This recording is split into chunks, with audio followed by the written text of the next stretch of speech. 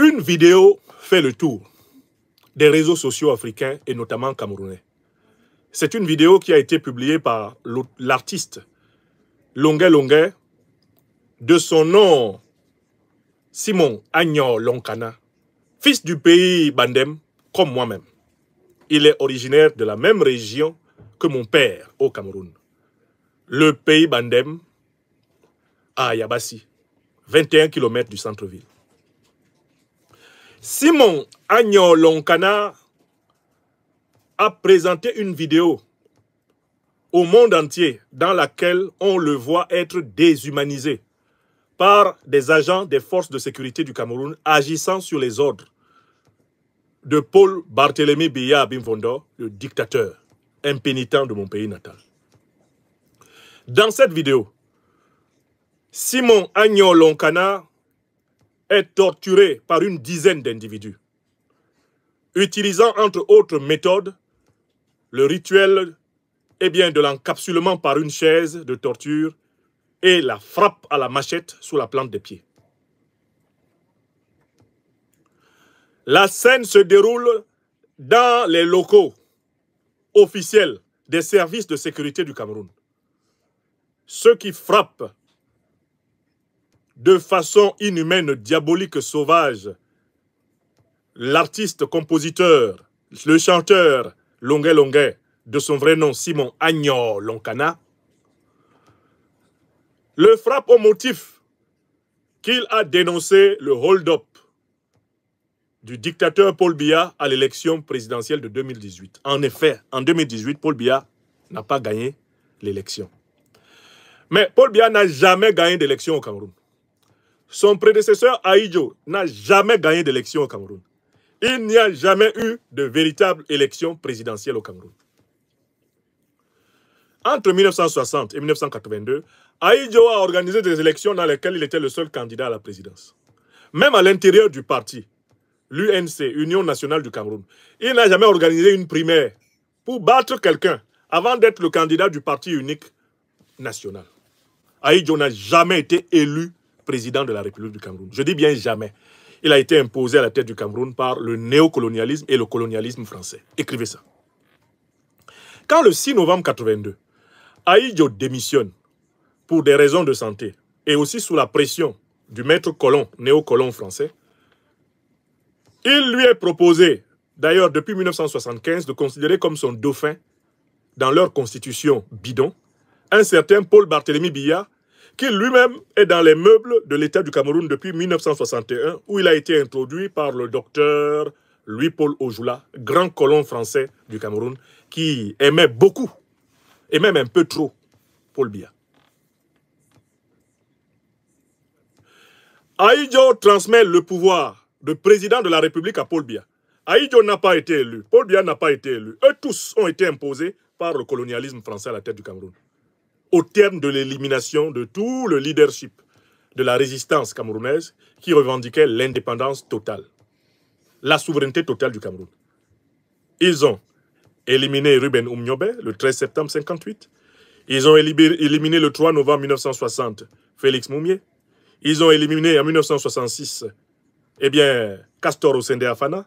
Ils ont éliminé en 1971 à Bafoussam le 15 janvier le professeur Ernest Wandié. Ils ont massacré 1 million de Camerounais, notamment dans les bastions de la résistance en pays Bamileke et Bassa. Et ils ont imposé à la tête du Cameroun ceux des Camerounais qui ne voulaient pas de l'indépendance totale du Cameroun, à savoir Amadou Barbatoura Ahidjo et Paul Biya que vous voyez là. Ce sont des purs produits du colonialisme français.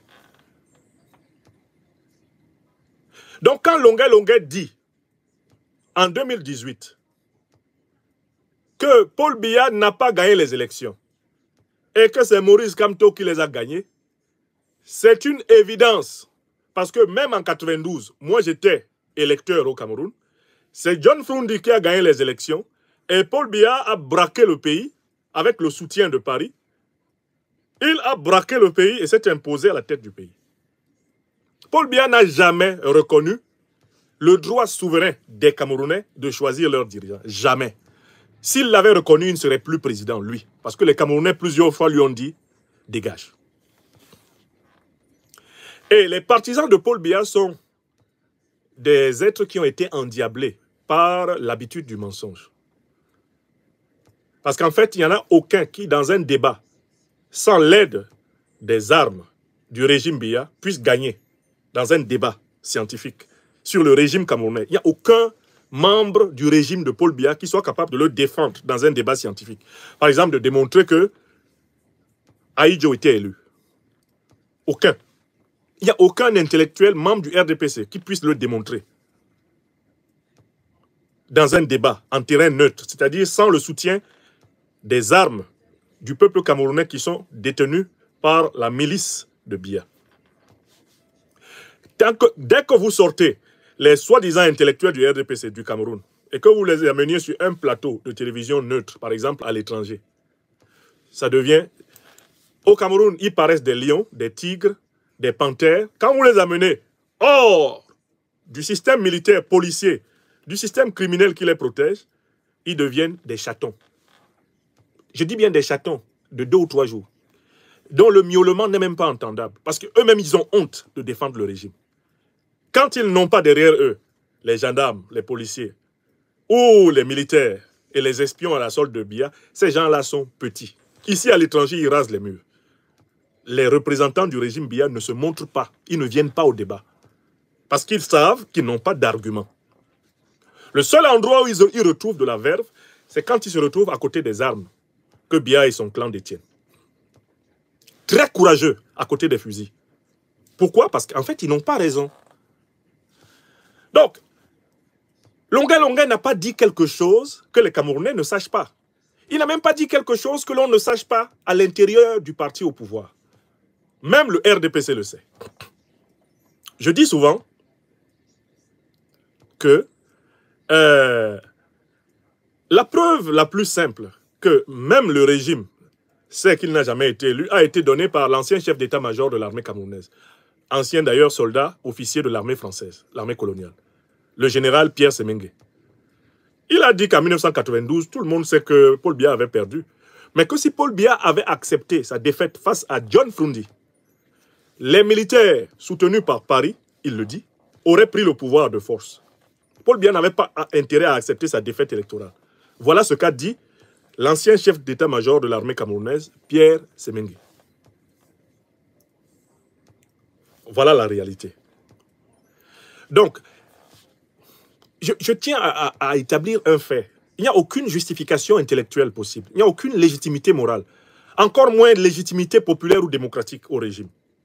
Ce régime-là, il existe essentiellement parce qu'il est héritier de la brutalité coloniale. Le Cameroun était un pays braqué. C'est un pays braqué. Ce que vous avez vu subir, Longuet Longuet, cette torture inhumaine qu'il a subie, mais ce n'est qu'une pâle image de ce qu'ils ont fait à d'autres qui n'en sont pas sortis vivants. Vous voyez donc ce qu'ils ont fait à Martinez Zogo. Le journaliste qu'ils ont tué, ce sont les mêmes forces de sécurité au service de Paul Biya qui ont tué le journaliste Martinez Zogo. Après des scènes de torture, dans laquelle celle-ci fait office de cycle 1. Cycle 1. Parce qu'ils ont littéralement massacré Martinez Zogo. Massacré. Si vous fouillez pour aller chercher le cas de Bibi Ngota, vous fouillez pour aller chercher le cas du journaliste anglophone, dont le nom m'est sorti de l'esprit, qui a été massacré il y a quelques années. Si vous sortez pour aller chercher dans quelles conditions ils ont tué un certain nombre de prélats camerounais qui avaient osé formuler des objections de conscience contre la perversité qui règne au pays, comme Monseigneur Bala,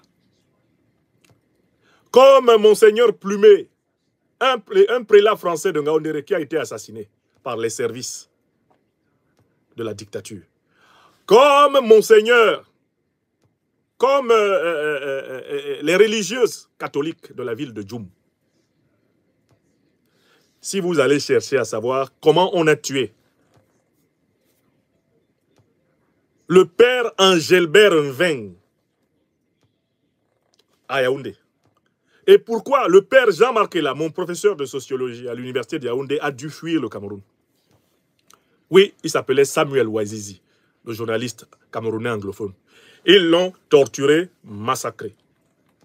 Donc, en fait, la scène que vous voyez là, où Longuet Longuet est torturé par les forces de Paul Biya, par les sbires de Paul Biya, c'est une scène qui est reproduite au Cameroun depuis la période négrière. C'est comme cela que les négriers traitaient les Africains. C'est exactement comme ça que les colonisateurs du Cameroun, britanniques et français, traitaient les Camerounais. C'est exactement de cette façon que sous le régime Ahidjo, on traitait toute personne qui contestait intellectuellement ou moralement le régime. C'est exactement cette tradition de répression, de destruction de l'homme noir qui a été reprise intégralement par le régime de Paul Biya. Le régime de Paul Biya que vous voyez est assis essentiellement sur la violence, le mensonge, la corruption et la ruse. Je reprends. Le régime de Paul Biya que vous voyez là, il est essentiellement assis sur la violence, le mensonge, la corruption et la ruse. Voilà ces 4 dents qu'il a dans sa bouche. Ces 4 dents diaboliques. Donc, déjà, il faudrait que vous voyez que la scène que vous avez vue, plusieurs prisonniers politiques au Cameroun l'ont vécu. Pas un, pas deux. Cette forme de torture que vous avez observée sur Longuet Longuet, elle est passée sur le corps de millions de Camerounais. Depuis la période coloniale jusqu'à maintenant, des millions de Camerounais ont subi le rituel de torture que vous avez vu. Les services de sécurité camerounais ont été formés à l'origine par l'armée coloniale française. Et les méthodes de l'armée coloniale française ont été reprises intégralement par les corps d'élite de la sécurité du Cameroun. L'armée camerounaise actuelle, c'est une armée néocoloniale qui a les méthodes néocoloniales. Et je vous renvoie encore à la grande interview de Pierre Semengue, qui a expliqué que les méthodes qu'ils ont utilisées pour mater les résistants indépendantistes camerounais, ils les avaient apprises à l'intérieur de l'armée française lors de la guerre d'Algérie et la guerre d'Indochine. C'est-à-dire que comme soldat de l'armée coloniale française, Semengue avait appris à tuer, à torturer d'une certaine façon. Et quand on lui a donné la direction comme chef d'état-major de l'armée camerounaise, lui et ses collègues formés dans l'armée coloniale française ont transféré ces méthodes au Cameroun. Donc en fait, c'est une armée de peau noire, masque blanc. C'est une armée de casques coloniaux.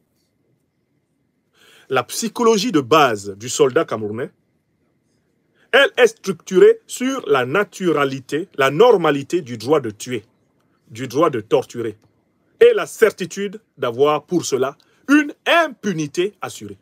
Surtout quand il tue et torture pour préserver le pouvoir, qui est la seule finalité de l'action politique de Paul Biya. Selon sa formule, ne dure pas au pouvoir qui veut, mais qui peut. Que se cache-t-il derrière le qui peut de la formule du dictateur Paul Biya? Pouvoir pour lui, c'est pouvoir tuer, c'est pouvoir frapper, c'est pouvoir corrompre, c'est pouvoir mentir, c'est pouvoir blesser, c'est pouvoir traumatiser, c'est pouvoir intimider. Pouvoir pour lui, c'est faire régner une terreur permanente sur le pays. C'est ça le pouvoir de M. Biya. Et c'est ce qui explique la propension de beaucoup de Camerounais à s'exprimer très librement sur des sujets parallèles. Parce que s'ils s'expriment très librement sur la nature réelle du pouvoir auquel ils ont affaire, ils sont directement exposés à la violence nue, sous la forme que vous avez vu administrer à Longuet Longuet. Aucune civilisation véritablement humaine en ce monde ne peut permettre qu'un artiste qui a exprimé une opinion politique soit torturé par des forces soi-disant de l'ordre. Les forces qui torturent Longuet Longuet dans cette vidéo ne sont pas des forces de l'ordre. Ce sont des forces du chaos, ce sont les forces du désordre, ce sont des forces diaboliques. Longuet Longuet, dans cette vidéo, est pris en chasse par des démons. L'erreur que les Camerounaises et les Camerounais commettent, c'est de dire que ce sont les forces de l'ordre qui torturent Longuet Longuet dans cette vidéo. Non, nous n'avons pas de forces de l'ordre au Cameroun. Nous avons des forces qui règnent par le chaos. On peut les appeler donc des forces du désordre. Nous avons des forces du crime, des forces de la haine, des forces du mensonge, des forces méchantes. Ce ne sont pas des forces de l'ordre. pour qu'il y ait ordre, il faut qu'il y ait une confiance entre le peuple et ses forces de défense et de sécurité. L'ordre, c'est le commandement juste qui l'instaure. Là où il n'y a pas justice, il n'y a pas force de l'ordre. Car la force de l'ordre ne peut faire régner l'ordre véritable que si c'est un ordre juste. C'est-à-dire si le respect de la loi est assuré, non pas simplement pour les citoyens, mais également pour ceux qui sont chargés de veiller à l'application des lois. Quand ceux qui veillent à l'application des lois ne les respectent pas, ceux-là ne sont pas des forces de l'ordre. Ils sont plutôt des forces du désordre, du chaos, des forces du mal, des forces ténébreuses. Les forces de défense et de sécurité du Cameroun, dans leur forme actuelle, sont des forces adverses au peuple camerounais. Ce sont des forces ennemies du peuple camerounais. Je n'oublierai jamais cette scène que tous vous avez vécue dans toutes vos familles. Quand dans la famille, on est jeune, on est étudiant à la fac, etc., il y a des grèves, on veut y aller. Les cousins qui sont dans les armées ou les cousines qui sont dans les armées, ils viennent souvent les week-ends pour dire « La manifestation de lundi, là, n'allez pas où on a reçu les instructions. On a reçu les instructions d'empêcher la manifestation là. Si vous allez là-bas, ne dites pas que je ne suis pas venu vous prévenir. » Donc, les Camerounais qui m'écoutent, les Africains qui m'écoutent connaissent ça. Nous avons tous des frères, des sœurs, des cousins, des cousines dans les armées, dans la gendarmerie, dans la police, oui ou non? Mais l'éducation qu'ils ont reçue dans les forces de défense et de sécurité au Cameroun est telle que ils sont prêts, en tant que policiers, gendarmes, militaires, ils sont prêts à tuer des membres de leur propre famille. Si c'est la condition pour préserver leur poste. Voilà pourquoi ils viennent avertir. Hein? Si vous sortez à Akwa, moi je suis en poste à Akwa, on me dit de tirer, je tire. Oh. Ne venez pas dire ici que j'ai tué mon propre enfant, mon propre frère. Je vous préviens. Vous connaissez ça dans tous les pays africains, non? Vos cousins, vos frères, gendarmes, militaires qui viennent vous dire que vous restez à la maison, je vais tuer les autres. Et si le président donne l'ordre, nous on tire. Mais est-ce que, dans un pays qui serait civilisé, les forces de défense et de sécurité accepteraient de tirer sur leur propre population? Le simple fait que le président donne l'ordre de tirer sur sa population est un motif légitime de coup d'État. C'est-à-dire que dans nos pays africains, si on avait des armées, des forces de défense et de sécurité moralement saines, dès qu'un dirigeant vous donne un ordre qui est incompatible avec la loi, un ordre qui est contraire à vos obligations envers votre peuple, obligations sacrées, morales et spirituelles, vous utilisez les armes pour le renverser. Mais c'est ce qui est arrivé à Mohamed Bazoum, le junteur de Niamey qui a fait boum. Est-ce que vous savez pourquoi il est tombé? Mais il est tombé parce qu'il a donné des ordres incompatibles avec les intérêts du peuple nigérien à l'armée nigérienne. L'armée nigérienne lui a dit non. Non seulement on ne va pas t'obéir, mais tu n'es plus président. Il faut peut-être que je m'arrête là pour que vous compreniez. L'armée nigérienne était en lutte contre les terroristes. Elle arrête des dizaines de terroristes et les emprisonne. Ils doivent aller au tribunal pour être condamnés. Bazoum ordonne qu'on les libère. Une fois.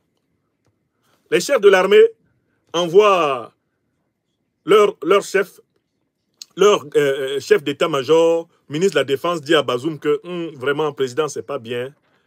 Il ne faut pas libérer les terroristes là. Parce qu'ils ont tué 70 soldats à tel endroit, ils ont tué nos frères à tel endroit. C'est pas bon, il ne faut pas les libérer. Bazoum dit non, libérez-les, sont mes alliés. Je vais négocier avec eux. Une deuxième fois, on les libère, ils s'en vont, ils commettent un nouveau massacre. Ils tuent maintenant une centaine de soldats nigériens. Ah! On réussit à attraper ceux qui ont fait ça. On les met en prison. Et Bazoum donne l'ordre de les libérer. Hein? C'est pas possible. À ce moment-là, l'essentiel des chefs de l'armée du Niger a compris que celui qui se prévalait des fonctions de chef suprême des forces armées du Niger était le plus grand ennemi du peuple nigérien. Il nous donne l'ordre de libérer ceux qui nous tuent. C'est-à-dire de rendre facile le massacre de notre peuple et de notre propre armée. Eh bien, il fut dit à Bazoum, séance tenante, quand il a réitéré son ordre stupide, il lui fut dit, à partir de là où tu es assis là, tu n'es plus président. Il a été débranché, comme on débranche une perfusion. Il a été débranché du pouvoir. Lui-même s'étonnait. Il veut bouger comme ça, on t'a dit que tu n'es plus président, là où tu es assis là. Il veut se lever pour aller nourrir une tortue dans la cour de la présidence, à laquelle les présidents nigériens ont l'habitude de donner la salade. On dit, tu n'as pas compris? Tu n'es plus président, ce n'est pas toi qui nourris la tortue là. C'est fini comme ça. Abana peu. Tu n'es plus président. Gassi, c'est fini. Oui. Bazoum a perdu le pouvoir parce que Bazoum a donné à son armée des ordres incompatibles avec la conscience et les devoirs de l'armée envers le peuple. Je reviens au Cameroun. La torture de Agno Lonkana Simon, dit Longuet, est en réalité la torture que le régime de Paul Biya, le régime d'Aïdjo, comme les régimes coloniaux français et britanniques ont imposé aux Africains du Cameroun. C'est la même torture. C'est une attestation parfaite de la nature néocoloniale du régime auquel nous avons affaire au Cameroun. Alors, qu'est-ce qu'il faut faire face à cela? Et je conclus ainsi mon analyse de ce point. Face à cela, il faut constater une chose. Nous n'avons pas encore une armée populaire au Cameroun. J'entends par armée populaire, une armée du peuple camerounais. Et c'est l'une des choses que je démontre dans le livre que j'ai publié ce mois-ci. Il est là. Je le montre encore. Moi, je ne parle jamais d'une maladie sans donner le médicament. Alors, nous n'avons pas encore une armée populaire au Cameroun. Où est acheté pour un nouveau leadership populaire au Cameroun? Pourquoi nous n'avons pas encore une armée populaire au Cameroun? Parce que ceux qui dirigent le Cameroun ne sont pas représentatifs des aspirations profondes du peuple camerounais. Il faut un nouveau leadership populaire. C'est-à-dire qu'il faut qu'au nord, à l'extrême nord, dans la Damawa, au sud-ouest, au nord-ouest, au littoral, au centre, au sud, à l'est, à l'ouest, il faut qu'émergent des Camerounaises et des Camerounais dotés de la conscience panafricaine, qui se regardent comme des Africains. Et que ceux-ci appellent, comme nous le faisons, ici et maintenant, notre peuple à récupérer sa souveraineté. Il ne faut pas que ce soit des leaders ethniques. Il faut que ce soit des leaders panafricains. J'explique à nouveau. Leaders panafricains, originaires de toutes les parties du Cameroun. Notre responsabilité est d'appeler notre peuple à reprendre sa souveraineté en main, à se mobiliser comme grand peuple africain et à récupérer sa souveraineté. Parce qu'en fait, on ne pourra pas mettre fin à la torture des Camerounais par les forces de défense et de sécurité du Cameroun si on ne crée pas des forces de défense et de sécurité populaires. Autrement dit, si la doctrine qui dirige l'armée néocoloniale camerounaise actuelle n'est pas complètement et radicalement changée, nous allons continuer d'être persécutés au Cameroun par ces forces du désordre que vous appelez forces de l'ordre et qui ne sont rien d'autre que des engences de la domination permanente de l'Africain sur l'Africain pour des intérêts étrangers à l'Afrique. Donc, en fait, qu'est-ce qui peut mettre fin à ce genre de scène humiliante, inhumaine? Qu'est-ce qui peut mettre fin à cette méchanceté? Mais il faut que la force des armes soit entre les mains des Camerounais qui servent le Cameroun. Je ne peux pas jeter au feu toutes les forces de défense et de sécurité camerounaises qui existent actuellement. Mais je sais que les éléments sains, S-A-I-N-S, je ne parle pas de sainteté, mais de santé mentale et morale. Les éléments sains à l'intérieur des forces de défense et de sécurité du Cameroun actuellement sont dans une situation de minorité. Ils sont en minorité tactique, ils sont en minorité stratégique, et je crains même qu'ils soient en minorité démographique. Quelles sont donc les conditions de la naissance d'une véritable armée populaire? Pour qu'une armée populaire naisse au Cameroun, armée populaire du Cameroun, elle devrait s'appeler comme cela. Et il faut que les éléments sains des forces de défense et de sécurité actuelles s'allient au leadership panafricaniste national pour déclencher la révolution citoyenne du Cameroun. Je le dis une deuxième fois. Pour que nous ayons une armée, une gendarmerie, une police véritablement populaire, pour que nous ayons une APC, Armée populaire du Cameroun, il faut que les éléments sains, les justes qui survivent dans l'enfer des forces de défense et de sécurité du Cameroun actuel, se joignent aux justes de la société civile et des diasporas pour mener une révolution citoyenne ayant pour but la redéfinition de l'État et de la République au Cameroun. Parce que si on ne crée pas l'armée populaire avec de nouveaux principes, on continuera de constater les dégâts comme ceux qui ont été commis sur le corps et dans l'âme de notre frère, l'artiste Agno Lonkana Simon, dit Longuet Longuet. Pour que les Camerounais cessent d'être torturés par l'armée criminelle de Paul Biya, d'Aïdjo, l'armée criminelle issue de la cuisse infecte du néocolonialisme français, il faut que les militaires, les gendarmes, les policiers, tous les agents des forces de l'ordre actuelles qui ont conservé une certaine santé morale, une certaine santé mentale, une certaine santé spirituelle, s'allient à toutes les Camerounaises et à tous les Camerounais de l'intérieur et de l'extérieur qui ont une conscience panafricaine pour constituer l'élite révolutionnaire du Cameroun. C'est cette élite révolutionnaire issue des entrailles du peuple et des forces de défense et de sécurité actuelles, où elle est minoritaire. C'est cette élite qui va refonder le Cameroun. Si on ne peut pas le faire, nous serons condamnés à regarder de nombreuses autres vidéos comme celle-ci. Souvenez-vous de tous ceux qui sont passés au moulinex de la torture, de ces forces d'insécurité, ces forces de chaos. Souvenez-vous des sévices imposés aux leaders de l'opposition camerounaise en 2018, 2019, 2020. Maurice Kamto, le professeur Maurice Kamto que je salue. Vous avez oublié ce qu'on lui a fait? À lui et à ses compagnons, dont certains sont encore en prison. Vous avez oublié ce qu'ont fait les forces d'insécurité et de chaos de Biya à nos frères du Cameroun anglophone. Qui va oublier cela? Vous avez oublié les purges de Mbalmayo, l'exécution de près de 2000 militaires des forces de défense et de sécurité parce qu'on les soupçonnait d'être mentalement restés loyaux au régime d'Aïdjo. Vous avez oublié tous les Camerounais massacrés à l'occasion des manifestations populaires dans les rues par l'armée. Je vois des gens qui demandent qu'on respecte M. Biya. Mais écoutez, M. Biya, lui, n'a jamais eu pitié des Camerounais.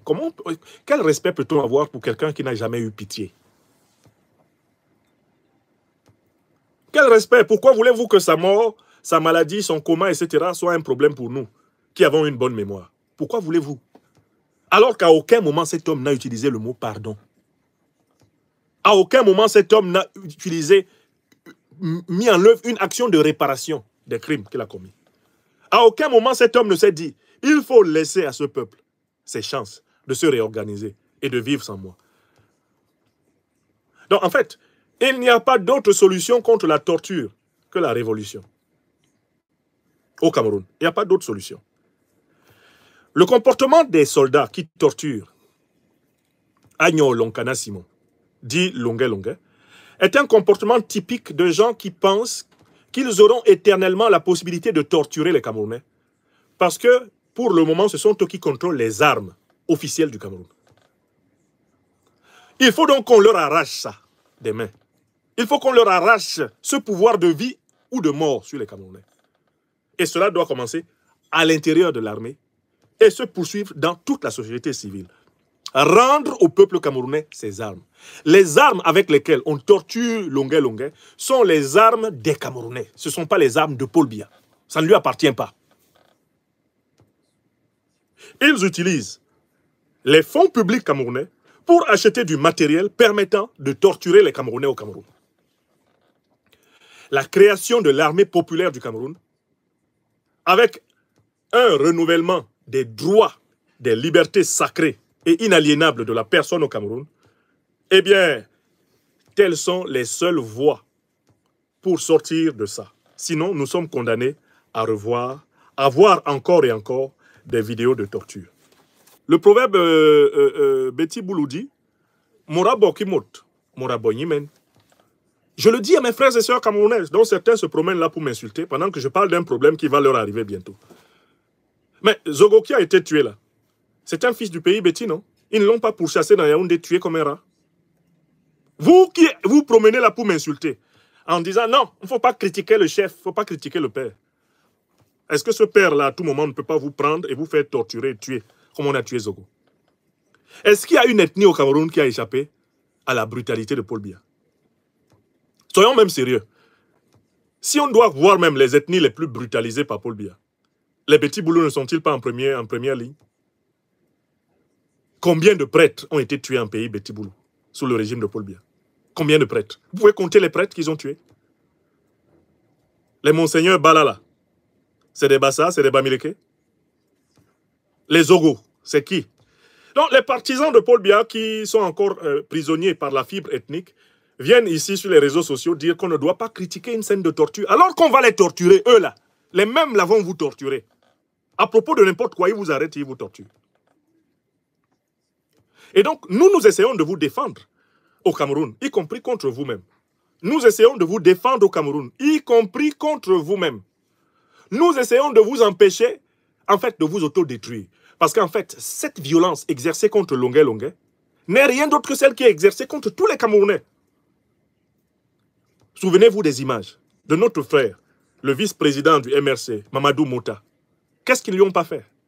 Les fils du Nord, les fils du Sud, les fils du Centre, les fils de l'Ouest. Qui est-ce qu'on ne torture pas au Cameroun? Sous Paul Biya.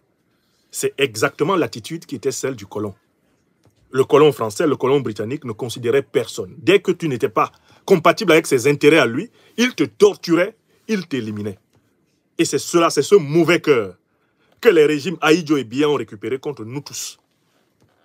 Vous qui vous cachez derrière le retour de ce moribond à Yaoundé pour penser que vous serez toujours du bon côté de la machette et que les autres auront toujours les pieds à votre merci pour que vous tapiez. Vous devriez juste regarder la liste des gens qui ont été torturés à Yaoundé. Beaucoup sont issus de vos familles. Et ça ne va pas vous louper. Plus vous accumulez des violences contre ce peuple, plus vous accumulez des rancunes. Et on ne pourra pas vous protéger contre la colère de ce peuple. Vous qui, avec beaucoup de zèle, administrez la violence brute au Camerounais, lorsque les vents tourneront, ne comptez pas sur des bondieuseries pour échapper à la fureur de l'histoire. Elle sera incroyable. La fureur de l'histoire. J'adresse à notre frère Longuet Longuet, je lui adresse vraiment toute mon affection. Je lui adresse mon Assia, comme on dit chez nous au Cameroun. Nous savions qu'il avait été torturé, mais on n'avait pas imaginé à quel point ces gens sont bas. On n'a pas imaginé à quel point ces gens sont grossiers. On n'a pas imaginé à quel point Paul Biya a détruit l'humanité dans le Camerounais. On n'a pas imaginé à quel point Paul Biya a détruit la bienveillance, a détruit la graine d'amour qui normalement doit vivre en tout homme. Paul Biya l'a détruite dans des millions de Camerounais. Et notamment parmi ceux qui, les derniers à le soutenir, se promènent encore sur les réseaux sociaux pour cautionner la torture.